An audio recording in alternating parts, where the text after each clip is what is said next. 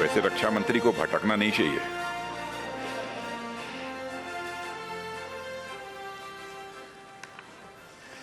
लेकिन भटकने के बाद भी सही रास्ते पर आ जाए तो शिकवा शिकायत की भी कोई गुंजाइश नहीं रहती।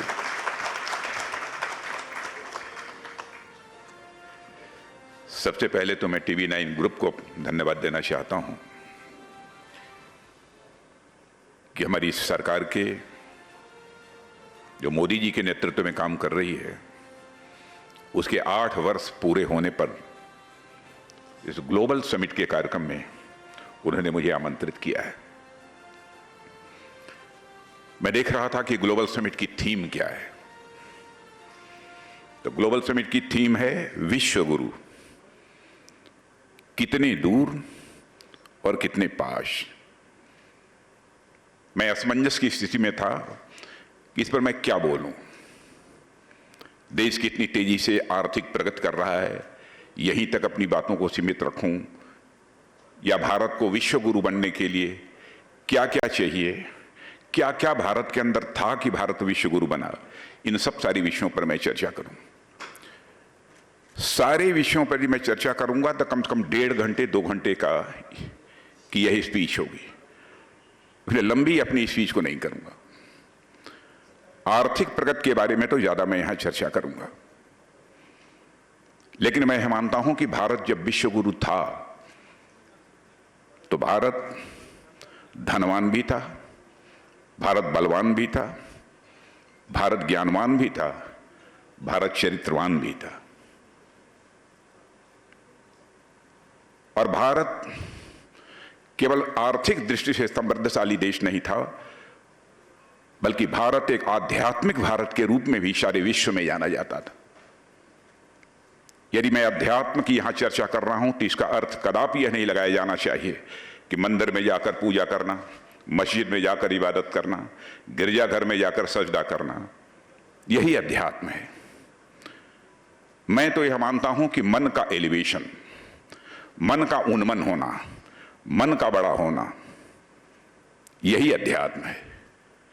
कल्पना करिए कि हमारे इस देश में कैसी कैसी आध्यात्मिक हस्तियां थीं जिन्होंने भारत की सीमा में रहने वाले लोगों को ही अपने परिवार का सदस्य नहीं माना, बल्कि पूरे विश्व की धरा पर रहने वाले लोगों को अपने परिवार का सदस्य मानते हुए वसुधैव कुटुंबकम का संदेश दुनिया के किसी एक देश से गया है तो हमारे और आपके देश भारत से ही गया है सारे विश्व को। यानी हमारे देश के लोगों का मन कितना बड़ा था, मन कितना एलिवेटेड था। और मैं तो यह भी मानता हूं, मन जितना ही बड़ा करते चले जाइए, उसी के अनुपात में सुख की अनुभूति, आनंद की अनुभूति बढ़ती चली जाती है और व्यक्ति अपने जीवन में आध्यात्मिक ऊंचाइयों को हासिल करता है। मैं मैथमेटिक्स का, फिजिक्स का टीचर रहा हूं, इसलिए मैं कभी कभी इसको मैथमेटिकल इक्वेशन के रूप में भी लोगों के सामने अपनी बात रखता हूं कि थोड़े समय के लिए मान लीजिए कि आपका मन या सर्किल है, एक वृत्त है, तो इस सर्किल का सर्कमफेरेंस यानी उसकी परिधि जैसे जैसे बढ़ाते चले जाएंगे, यानी अपना मन जैसे जैसे बड़ा करते चले जाएंगे, उसी के अनुपात में आपके आनंद, सुख, आनंद और परमानंद की अनुभूति स्वाभाविक रूप से बढ़ती चली जाएगी।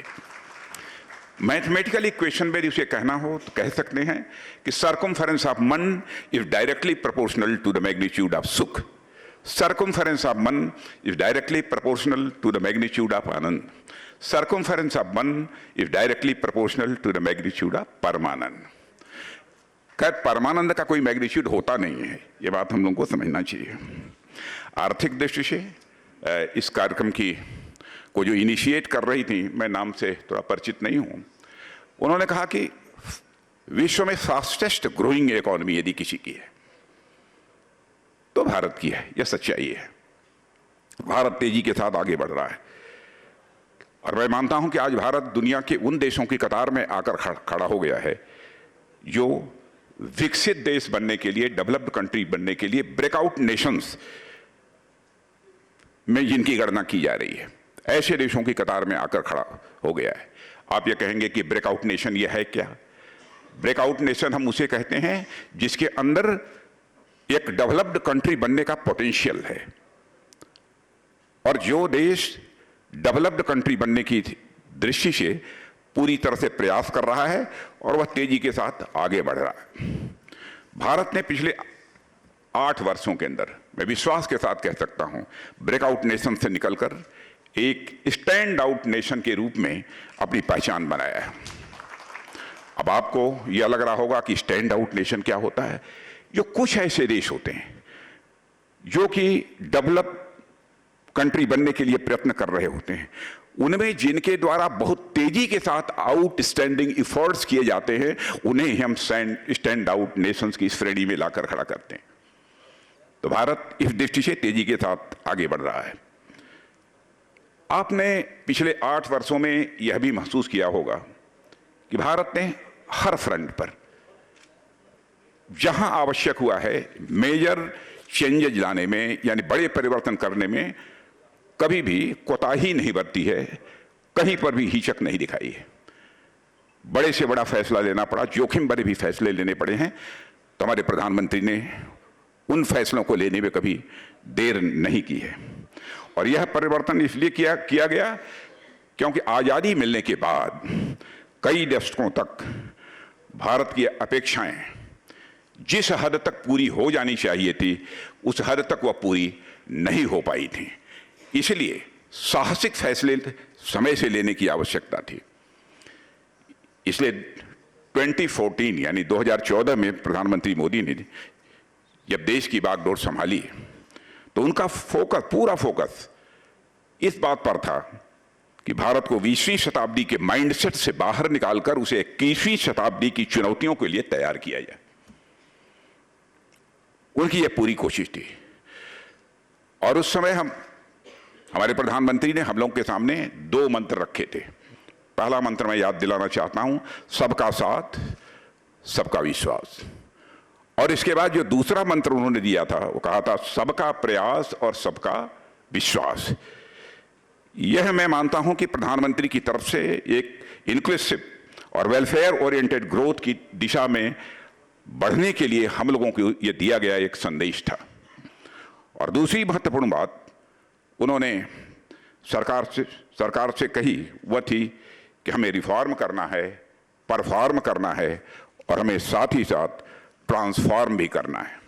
रिफॉर्म, परफॉर्म और ट्रांसफॉर्म के मंत्र को लेकर आगे बढ़ते हुए हमारी सरकार ने 8 वर्षों में कई प्रोसीजरल और स्ट्रक्चरल जो भी रिफॉर्म्स आवश्यक थे, वह सारे रिफॉर्म्स करने में भी रंच मात्र हिचक नहीं दिखाई है। और आज के इस कार्यक्रम में मैं अपना फोकस इन्हीं रिफॉर्म पर केंद्रित करूंगा, क्योंकि इन रिफॉर्म्स ने नए भारत की दिशा तय की है, नए भारत की दशा तय की है। और यह सुधार हर सेक्टर में किए गए हैं। ऐसा नहीं कहा जा सकता कि ये कुछ ही ऐसे सेक्टर्स हैं जिनमें कि यह रिफॉर्म किया गया है। कोशिश हम लोगों की रही है कि हर सेक्टर में ये रिफॉर्म्स होने चाहिए, चाहे वह कृषि का क्षेत्र हो, चाहे वह शिक्षा का क्षेत्र हो, स्वास्थ्य का क्षेत्र हो, इंफ्रास्ट्रक्चर का क्षेत्र हो, बैंकिंग हो, टैक्सेशन का क्षेत्र हो।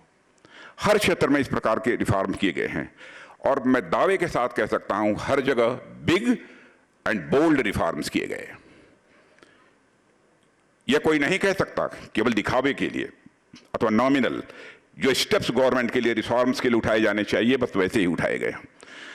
और यदि मैं बहुत विस्तार में जाकर इन सारे रिफॉर्म्स की मैं चर्चा करूंगा तो बहुत लंबा समय लगेगा। इसलिए समय की मर्यादा का सम्मान करते हुए मैं अपनी बात कुछ मुद्दों पर आप सबके सामने यहां पर मैं रखना चाहूंगा।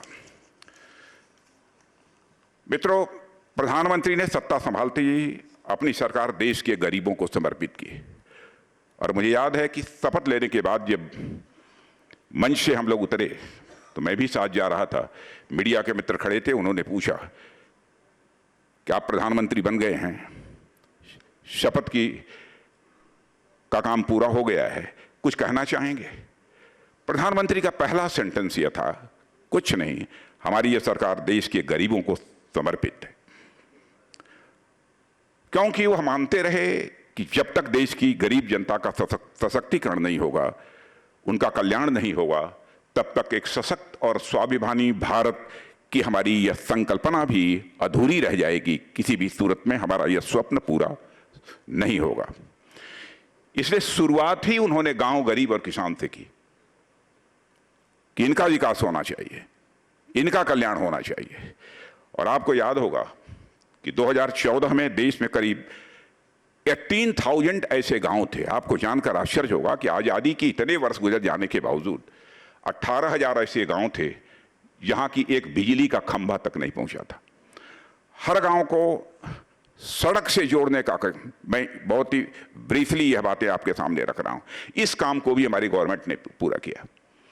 हर गांव को सड़क से जोड़ने का यह संकल्प बहुत पहले लिया गया था। आदरणीय अटल बिहारी वाजपेयी जी ने भी तेजी से इस दृष्टि से प्रयास प्रारंभ किया था। इस काम को भी हमने पूरा किया। यह भी संकल्प लिया हमारे प्रधानमंत्री ने कि मैं 2022 तक यह कोशिश करूंगा ऐसे हालात पैदा हो जाएं कि हमारे भारत में एक भी व्यक्ति कच्चे मकान में अथवा झोपड़ी में रहने के लिए वह मजबूर न हो। हमने इस संकल्प को भी पूरा किया है। जो ग्रामीण क्षेत्रों में, दूर दराज के क्षेत्रों में गए होंगे उनको इस बात की जानकारी होगी, गरीब और मध्यम वर्गीय परिवारों की माताएं बहनें घड़े पर घड़ा पानी से भरकर सुबह और शाम अपने घरों में लाती हैं और अपने परिवार की जल की आवश्यकताओं को वह उससे पूरा करती हैं। स्नान भी करना होता है तो संभाल कर किया जाता है कि पूरे घड़े से स्नान न किया जाए, बल्कि 1/3 घड़े से ही स्नान करने की औपचारिकता को पूरा कर लिया जाए। शायद अब किसी का ध्यान नहीं गया था, लेकिन हमारे प्रधानमंत्री ने कहा और संकल्प लिया कि फला समय तक कोशिश हमारी होगी कि 2024 समाप्त होते होते हिंदुस्तान का एक भी घर शेष नहीं पहुंचना चाहिए जिस घर में नल न पहुंच जाए और नल से उसे जल न मिलने लगे। ऐसा एक भी घर शेष बचना चाहिए।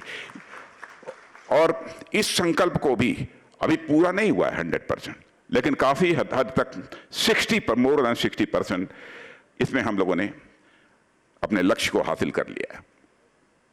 प्रधानमंत्री जनधन योजना, मुझे याद है क्योंकि मैं कैबिनेट में उनका एक सहयोगी हूं। जब प्रधानमंत्री जनधन योजना की बात चल रही थी तो उसमें प्रधानमंत्री जी बैठे थे, एक बैठक हो रही थी और उस समय साथ केवल मैं था। तो मैंने इसके पूछा यह कैसी संकल्पना है प्रधानमंत्री जनधन योजना की। उन्होंने कहा कि राजनाथ जी, मैं चाहता हूं कि हिंदुस्तान में कोई भी परिवार शेष न बचे जिस परिवार का बैंकों में खाता न हो। सबका हम बैंकों में खाता खोलना चाहते हैं। तो मैंने कहा संभव है? कहने नहीं, इसको तो हमको 1 साल के अंदर इस काम को पूरा करना है।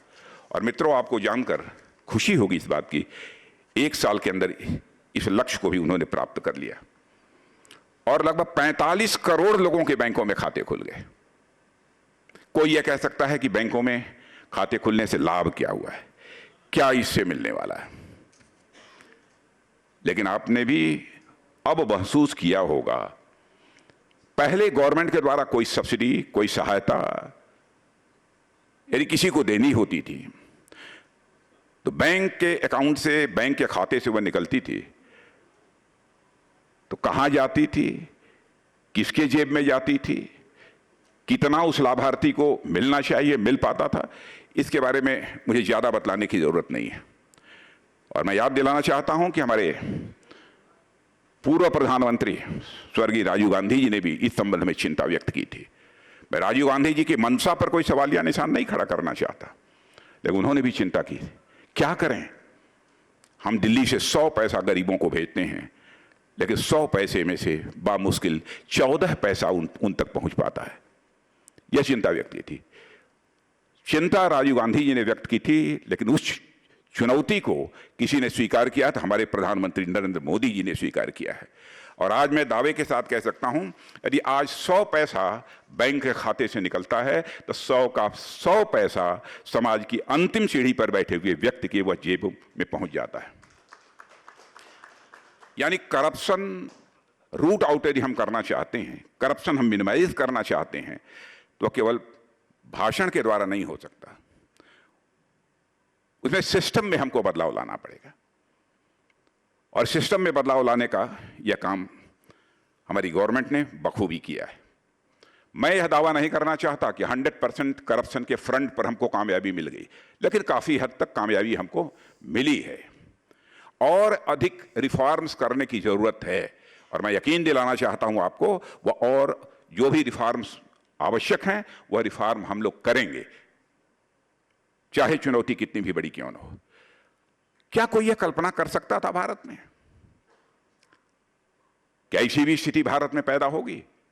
ऐसा भी कोई व्यक्ति आएगा जो इस बात की पक्की गारंटी ले लेगा कि तुम झोपड़ी में रहते हो, तुम्हारी जेब में एक पैसा नहीं है, 100-200 का तुम्हारे ऊपर कर्ज होगा, लेकिन तुम बीमार हो जाओगे, अस्वस्थ हो जाओगे, तो बीमारी के कारण हम तुमको मरने नहीं देंगे।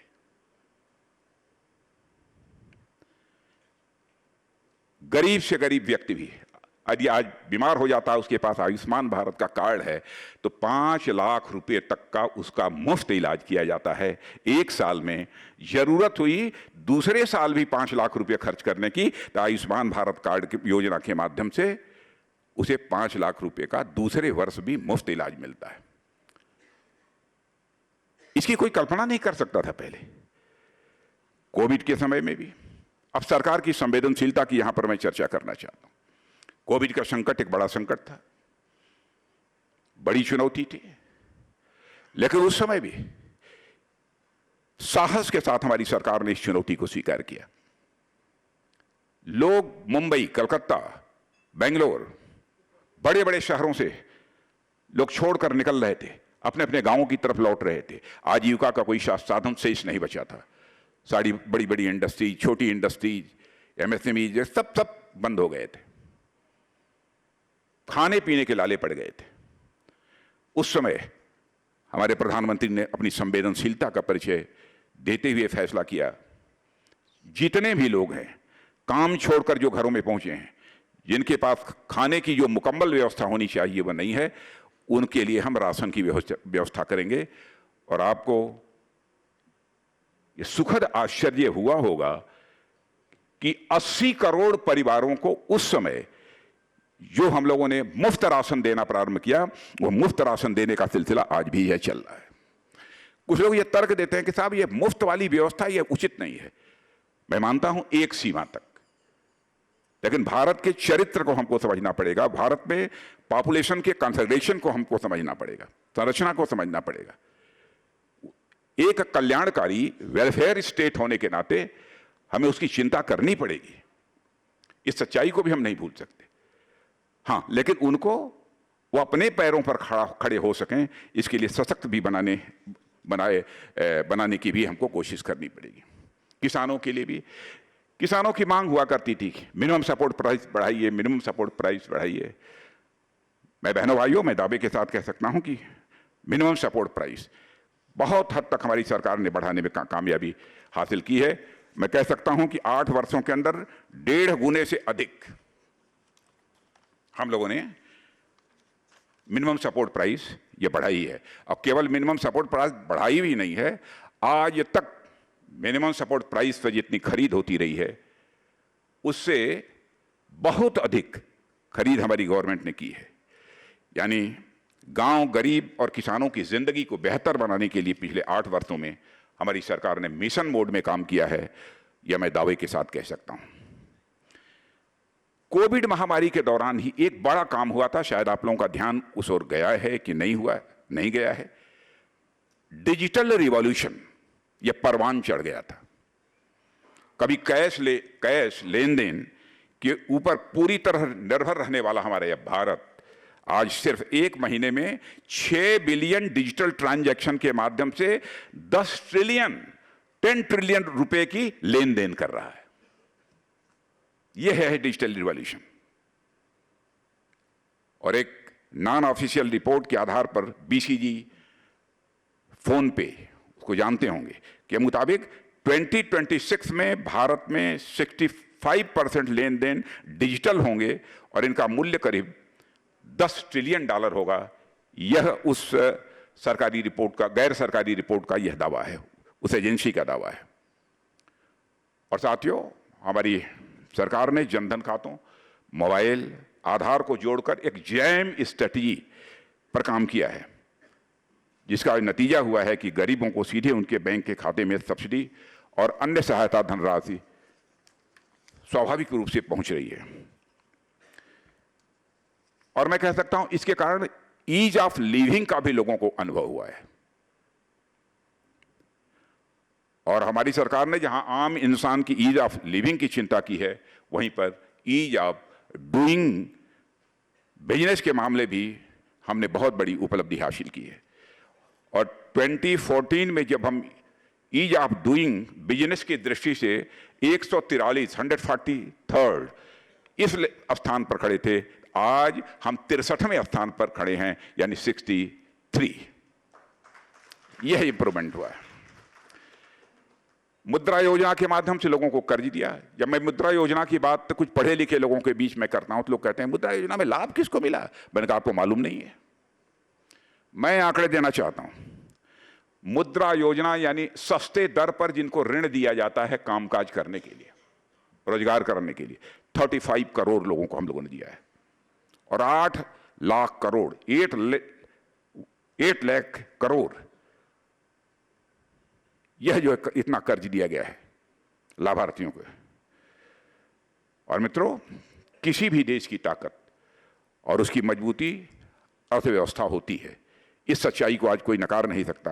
और भारत की अर्थव्यवस्था को नई बुलंदी तक पहुंचाने के लिए बड़े ही योजना ढंग से हमारी सरकार काम कर रही है। यह बात मैं दावे के साथ कह सकता हूं। यहां एक और सरकार ने टैक्स रिफॉर्म्स किए हैं, बैंकिंग प्रोसेस में भी काफी सुधार लाए गए, और लेबर जो कानून हैं उनमें को संशोधित करने की जरूरत पड़ी है, उसे भी हम लोगों ने संशोधित किया है। वहीं देश में मैन्युफैक्चरिंग को भी बढ़ावा देने के लिए हमारी गवर्नमेंट ने कई विशेष प्रयास भी किए हैं। कोविड संकट के समय में कुछ सेक्टर्स की प्रोडक्शन लाइक इंसेंटिव स्कीम के माध्यम से हैंड होल्डिंग भी की गई है। और इस हैंड होल्डिंग के चलते ही कोविड के संकट के बावजूद देश में एक्सपोर्ट्स नए रिकॉर्ड स्तर तक पहुंच गया था। और 2021-22 में $418 बिलियन का यह एक्सपोर्ट भारत ने किया है। यह अपने में एक रिकॉर्ड है। मिशन शक्ति योजना, यह योजना 100 लाख करोड़ रुपए की यह योजना है। और इसमें नेशनल इंफ्रास्ट्रक्चर पाइपलाइन इसके तहत तैयार करने का निर्णय लिया गया है। एक ऐसा multi modal connectivity infrastructure master plan बनाया गया है जो देश में highways, railways, waterways, airports, metro rail बनाने की दिशा में तेजी के साथ काम हो रहा है। सरकार का फोकस है कि मेट्रो या अन्य विश्वस्तरीय अर्बन इंफ्रास्ट्रक्चर केवल दिल्ली, मुंबई जैसे महानगरों की ही वह केवल शोभा न बने, बल्कि लखनऊ, कोच्चि, कानपुर जैसे और उससे छोटे नगरों की भी वह को विकसित कर सके, उसकी भी वह शोभा बने। देश में एक ऐसा माहौल बनाया गया जिसमें लोगों को इंटरप्रेन्योरशिप के लिए प्रेरित भी किया गया है। मुद्रा योजना इस दिशा में एक सफल कदम साबित हुआ है। और मैं कह सकता हूं मुद्रा योजना के माध्यम से के साथ साथ स्टार्टअप और स्टैंड अप करिश्मेटिक काम हुआ है। यह जो प्रोग्राम हमारी गवर्नमेंट ने चलाया है, कुछ वर्ष पहले जहां पर मैं कह सकता हूं 2014 में जहां पर इस देश में 400-500 स्टार्टअप्स थे, आज आपको जानकर खुशी होगी, इसका स्वागत किया जाना चाहिए। 2014 में 400-500 स्टार्टअप इस भारत में थे, लेकिन आज 2022 में मोर देन 70,000 स्टार्टअप्स भारत में काम कर रहे हैं। और इतना ही नहीं, ये स्टार्टअप चलाने वाले लोग, कंपनियां जब थोड़ी बड़ी हो जाती हैं, बड़ी बना लेती हैं, जानते हैं 100 यूनिकॉर्न इस समय भारत में है। 100 यूनिकॉर्न। यूनिकॉर्न उन्हें कहते हैं कि जिनका सामान्यतः 1 बिलियन से ज्यादा की पूरी कैपिटल हो जाती है, वो कंपनी हो जाती है, लगभग 7-7.5 हजार करोड़ रुपए की। 100 बिलियन। मित्रों, मैं कह सकता हूं कि आज हमारा भारत पूरी दुनिया में केवल अपनी जरूरत के लिए ही अपना उत्पादन नहीं करना चाहता, बल्कि पूरी दुनिया की जरूरतों को पूर्ति करने के लिए भी भारत काम कर रहा है। जब कोविड का संकट था, उस समय हम लोगों की कैसी भूमिका रही है वह बतलाने की जरूरत नहीं है। मीडिया के माध्यम से निश्चित रूप से आप सबको जानकारी होगी, इसलिए उसके मैं विस्तार में नहीं जाना चाहता। देश के रक्षा मंत्री होने के नाते मुझे इस बात का गर्व है कि रक्षा मंत्रालय ने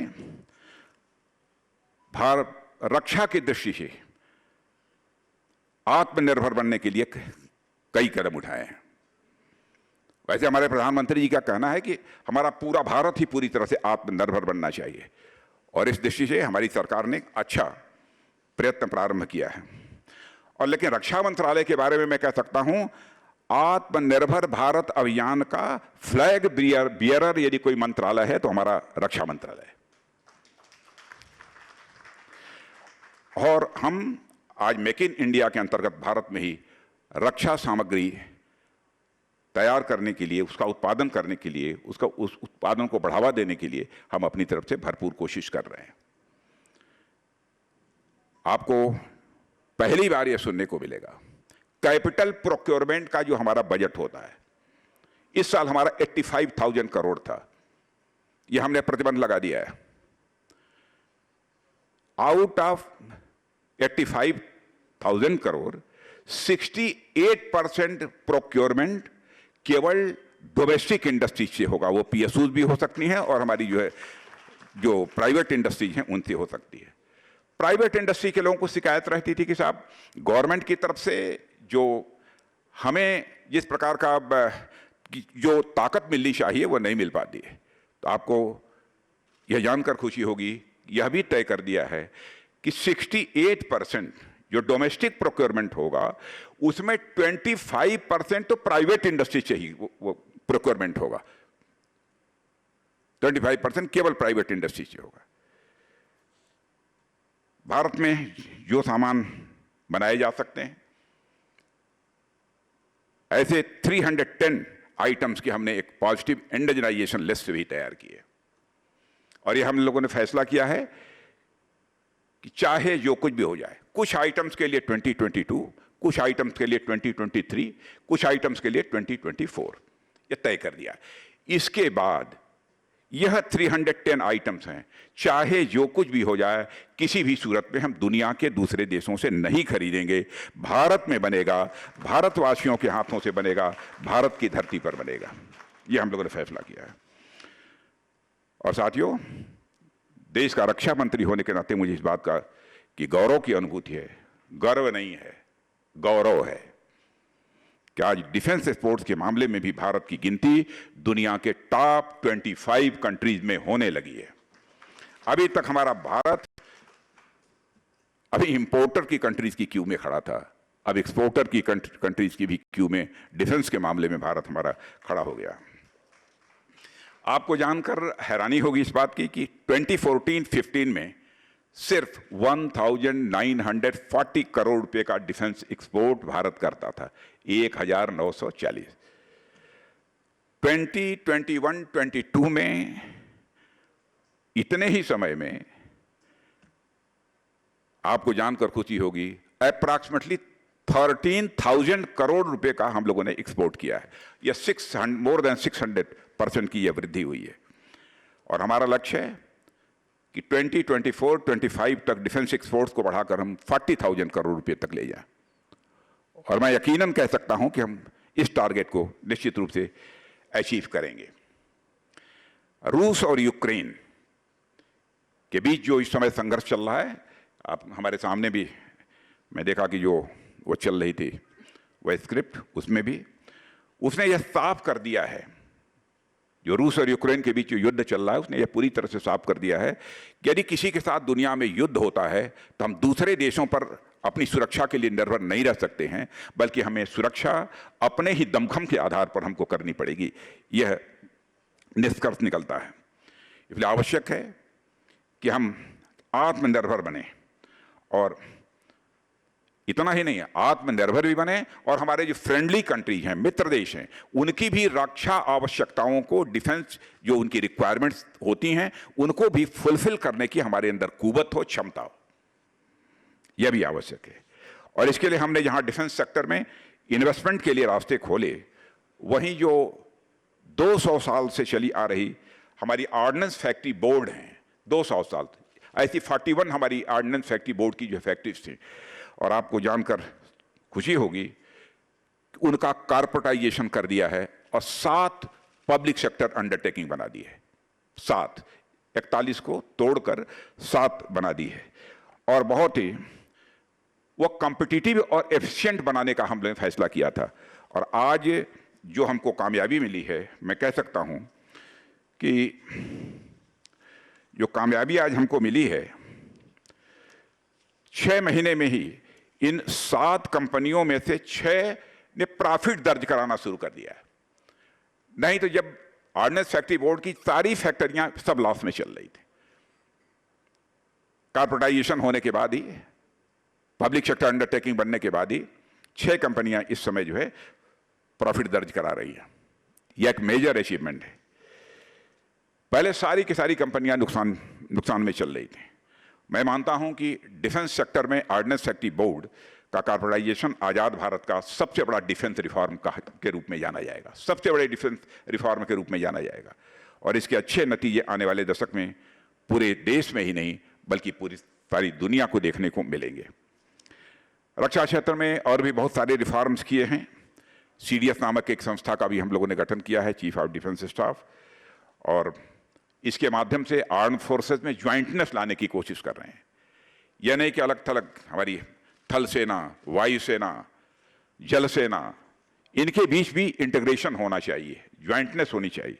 इसके लिए भी काम किया जा रहा है और एक नया डिपार्टमेंट भी बनाया गया है, डिपार्टमेंट ऑफ मिलिट्री अफेयर्स।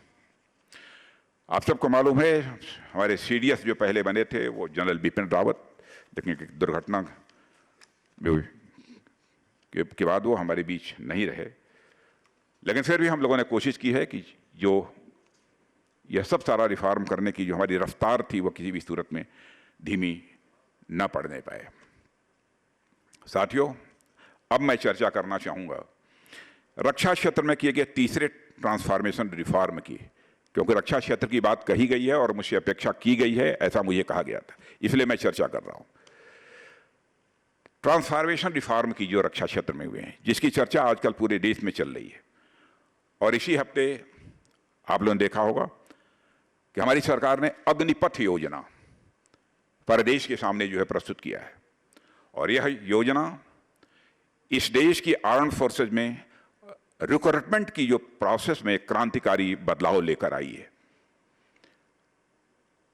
अब इसको लेकर कुछ लोगों के द्वारा भ्रांति पैदा की जा रही है, अथवा हो सकता है कि एक नई स्कीम होने के कारण लोगों के अंदर इसमें कोई भ्रांति पैदा हो रही है। लेकिन इस योजना के अंतर्गत हमारी सरकार ने सबसे राय परामर्श करने के बाद और वर्षों से, लगभग 1.5-2 वर्षों से लगातार इस विषय पर हमारे प्रधानमंत्री जी चर्चा करते रहे। जो हमारे यंग सर्विसमैन हैं उनके साथ भी चर्चा हुई है। एक कंसेंसस बनने के बाद ही यह निर्णय लिया गया है। यानी हम चाहते हैं कि देश के अधिकांश नागरिकों में एक सेंस ऑफ मिलिट्रीशिप, एक डिसिप्लिन का भाव, एक अनुशासन का भाव, वैल्यूज के प्रति कमिटमेंट, मूल्यों के प्रति उनकी प्रतिबद्धता, यह जो है उनके अंदर पैदा हो। हम लोगों ने यह फैसला किया कि अग्निवीर 4 साल के लिए उनकी नियुक्ति की जाएगी। 6 महीने उनकी ट्रेनिंग होगी, 3.5 वर्ष शेष एक सैनिक के रूप में देश को अपनी वह सेवाएं देंगे। लेकिन इन 4 वर्षों के अंदर जो उनको सैलरी दी जाएगी, 30,000 रुपये पर मंथ से लेकर 40,000 रुपये तक की वह सैलरी है। और कुछ कंट्रीब्यूशन उनका होगा, कुछ कंट्रीब्यूशन सरकार का होगा। सब मिला जुलाकर 4 साल पूरा होने के बाद, लेकिन मेजर कंट्रीब्यूशन गवर्नमेंट का होगा, मेजर कंट्रीब्यूशन उनका नहीं होगा, उनकी सैलरी से नहीं काटा जाएगा।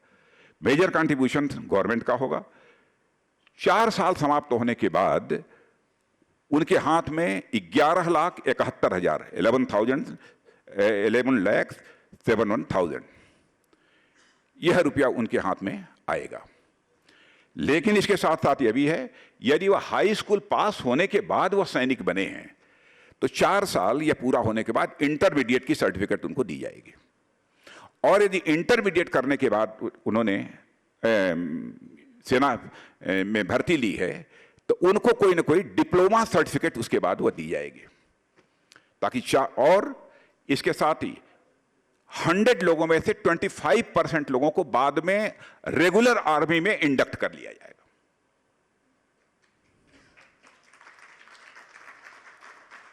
अब लोग ये कहते हैं कि साहब अग्निवीर जो बनकर आएंगे क्या तो यदि उनको ताजिंदगी यदि सेना में सेवा करने का अवसर नहीं मिलेगा तो इसका मतलब क्या है?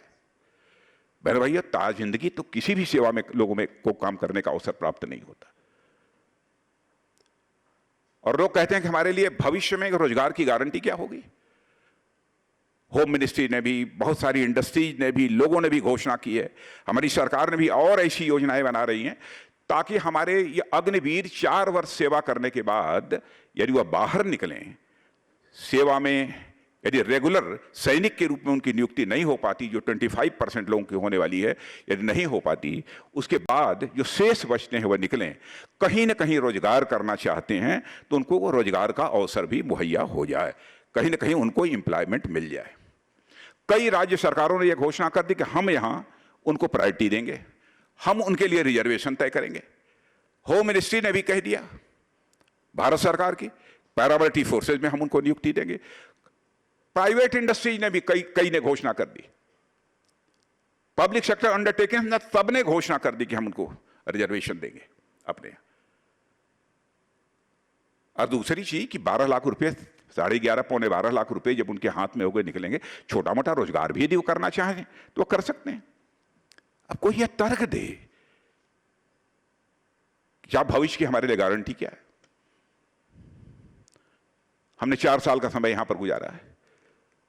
वैसे देखा जाए तो हर पेशे में, इंजीनियरिंग कॉलेज में कोई करोड़ों रुपया खर्च करके पढ़ता है, मेडिकल कॉलेज में करोड़ों रुपया खर्च करके लोग पढ़ते हैं, लेकिन सभी के लिए इस बात की गारंटी नहीं रहती कि वो निकलेंगे वहां से तो उनको जो गवर्नमेंट जॉब मिल जाएगी। मेडिकल कॉलेज में भी करोड़ों रुपया खर्च करने के बावजूद जो बाहर निकलते हैं उनको गवर्नमेंट जॉब मिल जाएगा, इस बात की गारंटी नहीं होती है। लेकिन सबसे बड़ी भूख जो मनुष्य की जिंदगी की होती है, मैं मानता हूं, मान, सम्मान और स्वाभिमान। मनुष्य के हृदय की सबसे स्ट्रांग फीलिंग यदि कोई होती है तो मान, सम्मान, स्वाभिमान की होती है। और यही मान, सम्मान, स्वाभिमान की भावना ही है जो कि हमारे देश के नौजवान को इंस्पायर करती है, प्रेरित करती है देश की सीमा की सुरक्षा के लिए अपना सर्वस्व न्यौछावर कर देने की। चंद्रशेखर आजाद, सरदार भगत सिंह, खुदीराम बोस, अशफाक उल्लाह खां, यही राष्ट्रीय स्वाभिमान की भावना थी जिसने भारत माता के पैरों में पड़ी दास्ता की बेड़ियों को काटने के लिए हंसते हंसते फांसी के फंदे को चूम लिया था, तब जाकर भारत आजाद हुआ है। ऐसे ही यह हमारे 4 वर्ष जो हमारे नौजवान निकलेंगे, सारे भारत में हर समाज में अग्निवीर के रूप में पहचाने जाएंगे। जैसे आज सेना का जवान यदि अपनी वर्दी पहनकर बाहर जाता है और या वर्दी नहीं भी होती है, कहता है कि मैं सेना में मैं काम कर चुका हूं, स्वाभाविक रूप से उसके प्रति मन में एक सम्मान का भाव पैदा होता है। इस सोच के कारण ही सरकार ने इस योजना को प्रारंभ किया है। रोजगार के मामले में मैंने कहा कि उन्हें प्रायोरिटी दी जाएगी। इतना ही नहीं, गवर्नमेंट ने यह भी तय किया है कि 4 साल के बाद उनके हाथ में 11,71,000 रुपया तो होगा ही, इसके अतिरिक्त भी यदि वह लोन चाहते हैं तो सस्ते रेट ऑफ इंटरेस्ट पर, कम ब्याज दर पर उन्हें कर्ज भी मुहैया कराया जाएगा ताकि वह अपना रोजगार कर सकें। यह सरकार का यह फैसला है। और मैंने पहले ही बताया कि ये जो हमारे अग्निवीर सैनिक सेवा समाप्त होने के बाद सरकारी विभागों में भी जाएंगे तो चयन के लिए इन्हें प्राथमिकता दी जाएगी। मित्रों, देश की सेनाओं में अग्निवीरों का पदार्पण केवल नए रिक्रूट्स लाने भर का नाम नहीं है, बल्कि उन्हें भी वही क्वालिटी ट्रेनिंग देकर फौलाद बनाया जाएगा जो आज सेनाओं के जवानों को मिल रहा है। ट्रेनिंग का समय भले ही छोटा होगा, मगर क्वालिटी से हम किसी भी सूरत में कंप्रोमाइज नहीं करेंगे। यह हमारे सरकार का यह फैसला है। जी जी जी, नहीं, थैंक यू वेरी मच।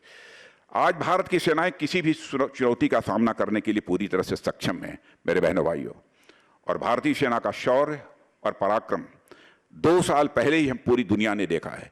मैं जानता हूं तरह तरह की भ्रांतियां पैदा की जा रही हैं, क्या क्या नहीं कहा जा रहा है। मैं ये नहीं कहना चाहता किसी को कि पास से हिस्ट्री की तरफ भी अपनी नजर उठाकर देखें, लेकिन देश का रक्षा मंत्री होने के नाते मैं विश्वास के साथ कहना चाहता हूं, बहनों भाइयों, हमारे सेना के जवानों ने जिस इंडो चाइना स्टैंड ऑफ के दौरान जिस शौर्य और पराक्रम का जो परिचय दिया है, उसकी जितनी भी सराहना की जाए वह कम है।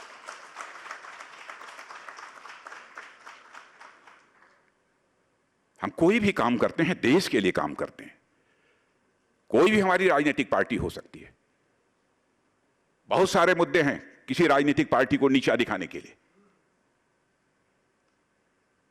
लेकिन सब मिला जुलाकर हम पक्ष की राजनीति करते हो, विपक्ष की राजनीति करते हो, राजनीति हमारे देश के लिए होती है। जो मन आए हम बोल जाएं, हम अपने देश के जवानों के मनोबल को तोड़ें, यह इंसाफ नहीं है। भारत का जहां तक प्रश्न है, चीन हो, पाकिस्तान हो या कोई हमारा पड़ोसी हो अथवा दुनिया का कोई देश हो, सबके साथ हम अच्छे रिश्ते बनाकर रखना चाहते हैं। और वह भारत, जैसा मैंने बताया ना, वसुधैव कुटुंबकम का संदेश देने वाला भारत है। हम किसी को चुनौती नहीं देते, लेकिन यह भी सच है किसी भी कीमत पर इस देश के मान सम्मान स्वाभिमान से हम समझौता नहीं करेंगे। यह भारत का चरित्र है।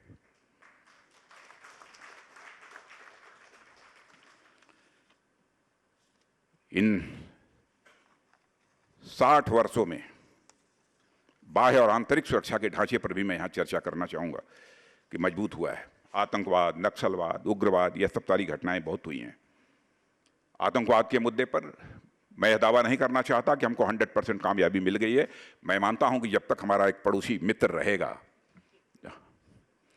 तब तक थोड़ा ये चुनौती हमारे सामने से बनी रहेगी। लेकिन काफी हद तक इन आतंकवादियों को एलिमिनेट करने में हमारे सेना, हमारे पैरामिलिट्री फोर्स और हमारे जम्मू कश्मीर पुलिस के बीच जैसा म्यूचुअल कोऑर्डिनेशन रहा है, उसके कारण हमको बेहद शानदार एक कामयाबी हासिल हुई है। और आपने देखा है कि हमारी सरकार कोई कमजोर सरकार नहीं है।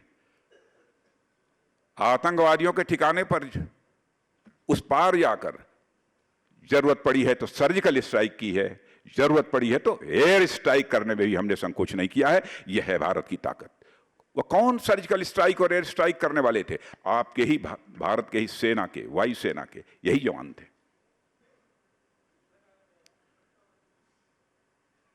आगे का युद्ध जो होगा, युद्ध के तरीके बदलेंगे, इसे भी मैं मानता हूं। उस डिटेल में मैं नहीं जाना चाहता हूं। उसके लिए हम अपने भारत को तैयार कर रहे हूं। इसके अतिरिक्त मैं कुछ राष्ट्रीय मुद्दे जो लंबे समय तक इस भारत में पेंडिंग थे, उसकी भी यहां मैं चर्चा करना चाहूंगा। आर्टिकल 370, आश्वासन देने वाले लोग हम लोग नहीं हैं, जो कहेंगे वो करेंगे। मैं जानता हूं कि बहुत लोगों को इस पर भी आपत्ति हो सकती है। मैं चाहूंगा जी हो तो ऐसे इश्यूज फ्लैग किए जाने चाहिए, बतलाए जाने चाहिए कौन से ऐसे इशू हैं कि हमने अपने घोषणा पत्र में कहा था और पूरा नहीं किया। मुझे याद है 2014 में तो मैं ही पार्टी का राष्ट्रीय अध्यक्ष था, उसमें भी जो घोषणा पत्र बना था। 2019 में भी जब इलेक्शन मैनिफेस्टो बनाने की बात आई तो हमारे मोदी जी ने और पार्टी अध्यक्ष ने कहा कि राजनाथ जी ही इसके चेयरमैन होंगे इस कमेटी के। उसमें हम लोगों ने आर्टिकल 370 की बात कही थी और आपने देखा सरकार बनते ही चुटकी बजाकर इस धारा 370 को हम लोगों ने समाप्त कर दिया और हमारे जम्मू कश्मीर की जो एक संवैधानिक दूरी जो भारत के साथ थी, उस संवैधानिक दूरी को हमने समाप्त कर दिया। वादा तो यह भी किया था, आएंगे तो भव्य राम का मंदिर बनेगा। बताने की जरूरत नहीं है, जाइए अयोध्या देखाइए। मित्रों, इन 8 वर्षों में हर भारतीय मूल के व्यक्ति ने महसूस किया है कि भारत में एक ऐसी सरकार है जो भारतीयों की चिंता केवल अपनी सरहदों के भीतर ही नहीं करती है, बल्कि दुनिया के हर कोने में करती है। यूक्रेनियन क्राइसिस, रूस और यूक्रेन के बीच में युद्ध चल रहा है। भारत में रहने वाले लोग जिनके बच्चे यूक्रेन में पढ़ रहे थे, कितने चिंतित थे कितने व्यथित थे। टेलीविजन के पर्दे पर आपने देखा होगा उनके माता पिता के आंखों से आंसू चल रहे थे। उस समय वार जोन से, यूक्रेन में वार जोन से बच्चों को बाहर निकालना, भारतीय बच्चों को, यह कोई छोटा काम नहीं था। लेकिन हमारे प्राइम मिनिस्टर ने जरूरत पड़ी तो मिस्टर पुतिन से भी बात की, जरूरत पड़ी तो जेलेंस्की से, जो वहां के प्रेसिडेंट हैं यूक्रेन के, उनसे बात की, और जरूरत पड़ी तो अमेरिका के भी प्रेसिडेंट से बात की। बहनों भाइयों, सभी लोग इन सभी से बात नहीं कर सकते। जो ग्लोबल लीडर होगा वही सबसे बात कर सकता है और सबकी बातों को मान्यता प्राप्त हो सकती है। ये हम सबके लिए फख्र का विषय है कि अंतर्राष्ट्रीय जगत में भारत की प्रतिष्ठा बढ़ी है और हमारे प्राइम मिनिस्टर की इमेज भी एक ग्लोबल लीडर्स के रूप में इमर्ज होकर बाहर आई है।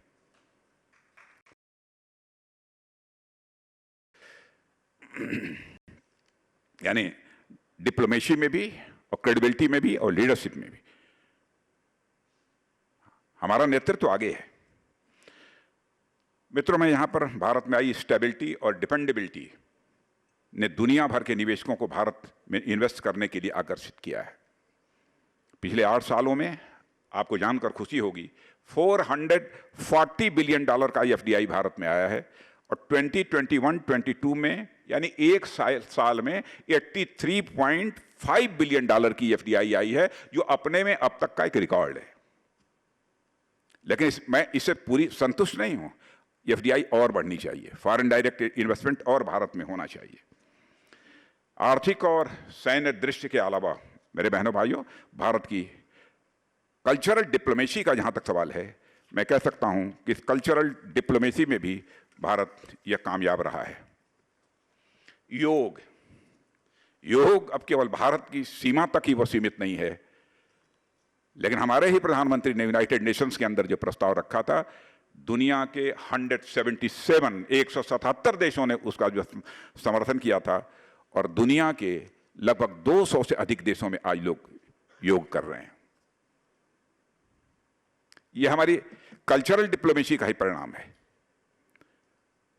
अब हेल्दी वे ऑफ लाइफ का सबसे प्रमुख एक माध्यम मान लिया गया है योगा को, और सारी दुनिया ने मान लिया है।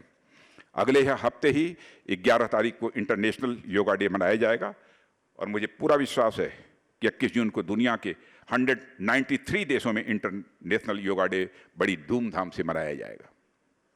साथियों, आज पूरे विश्व में एक ऐसी परिस्थिति बन चुकी है जहां दुनिया का इकोनॉमिक इंजन एक नए पावर हाउस की यह तलाश कर रहा है, और मैं कह सकता हूं विश्वास के साथ कि भारत दुनिया की इकोनॉमिक रिसर्जेंस करने का पोटेंशियल भारत रखता है। और मेरा यह विश्वास है कि आने वाले कुछ वर्षों में भारत दुनिया की टॉप 3 इकोनॉमीज में पूरी ताकत के साथ खड़ा होगा, ऐसा मेरा विश्वास है। और भारत दुनिया का नेतृत्व करने की क्षमता रखता है, इसको भी हम लोगों ने दिखाया है। और यह ताकत, यह हमारी किसी को डराने के लिए नहीं है। यह हमारी ताकत किसी को डराने के लिए नहीं है। यह हमारी ताकत, जो हमारी विश्व गुरु बनने की आकांक्षा है, वसुधैव कुटुंबकम और सर्वे भवन्तु सुखिनः, सभी सुखी हों, इस सोच के आधार पर, इस पर हमारे हृदय का यह भाव है। भारत की संकल्पना एक ऐसे विश्व की है जहां शांति और सद्भावना हो और हर देश, चाहे वह छोटा हो या बड़ा, जब भारत की ओर देखे तो उसमें एक भय का भाव न हो, बल्कि एक उसके अंदर स्नेह का भाव हो, प्यार का भाव हो। यह भारत चाहता है। इन्हीं शब्दों के साथ मैं अपना निवेदन समाप्त करता हूं और मुझे विश्वास है कि भारत ऐसे ही विश्व गुरु की कल्पना को 2047 में साकार करेगा, जब हम आज़ादी का शताब्दी वर्ष मना रहे होंगे। इन्हीं शब्दों को के साथ पुनः एक बार TV9 को अपनी तरफ से धन्यवाद देता हूं, उन्होंने मुझे इस कार्यक्रम में आमंत्रित किया और इस कार्यक्रम में आप सबके बीच आकर सचमुच मुझे बेहद खुशी हुई है। आप सबको बहुत बहुत धन्यवाद।